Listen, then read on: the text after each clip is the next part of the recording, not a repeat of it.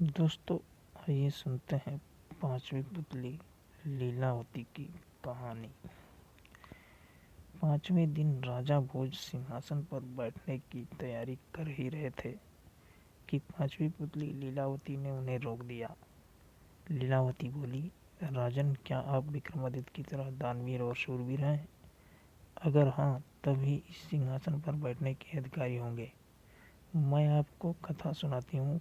परम दानवीर विक्रमादित्य की। एक दिन विक्रमादित्य दरबार में राजकाज निपटा रहे थे, तभी एक विद्वान ब्राह्मण दरबार में आकर उनसे मिला। उसने कहा कि अगर वे तुला लग्न में अपने लिए कोई महल बनवाए तो राज्य की जनता खुशहाल हो जाएगी और उनकी भी कीर्ति चारों तरफ फैल जाएगी। विक्रम को उसकी बात जच गई और उन्होंने एक बड़े ही भव्य महल का निर्माण करवाया। कारीगरों ने उसे राजा के निर्देश पर सोने, चांदी, हीरे, जवाहरात और मणि मोतियों से पूरी तरह सजा दिया। महल जब बनकर तैयार हुआ तो उसकी भव्यता देखते बनती थी। विक्रम अपने सगे संबंधियों तथा नौकर चाकरों के साथ उसे देखने गए। उसके साथ वह विद्वान ब्राह्मण भी था। विक्रम मंत्रमुग्ध हो गए। साथ ही वह ब्राह्मण मुंह खोले देखता रह गया। बिना सोचे उसके मुंह से निकला, काश इस महल का मालिक मैं होता। राजा विक्रमादित्य ने यह सुनते ही झट वह भव्य महल उसे दान में दे दिया। ब्राह्मण के तो मानो पांव ही जमीन पर नहीं पड़ रहे थे। वह भागता हुआ अपनी पत्नी को यह समाचार सुनाने पहुंचा। इधर ब्राह्मणी उसे खाली हाथ जाते देख कुछ बोलती उससे पहले ही उसने उसे हीरे, जवाहरात और मणिमुक्तों से जड़े हुए महल को दान में प्राप्त करने की बात बता दी। ब्राह्मण की पत्नी की तो खुशी की सीमा न रही। उसे एक बार की लगा मानो उसका पति पागल हो गया और यूं ही अनाप शनाप बक रहा हो।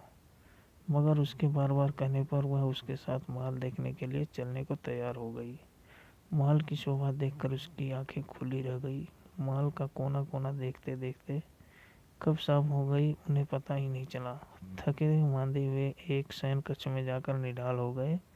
अर्धरात्रि में उनकी आंखें किसी आवाज से खुल गई। सारे महल में एक महक फैली थी और सारा महल प्रकाशमान था। उन्होंने ध्यान से सुना तो लक्ष्मी बोल रही थी। वह कह रही थी कि उनके भाग्य है जहाँ चैन की नींद सो सकते हैं। ब्राह्मण को पत्नी की बात जच गई। सामने सामने बाकी रात काटकर तड़के ही उन्होंने अपना सामान समेटा और पुरानी कुटिया को लौट आए।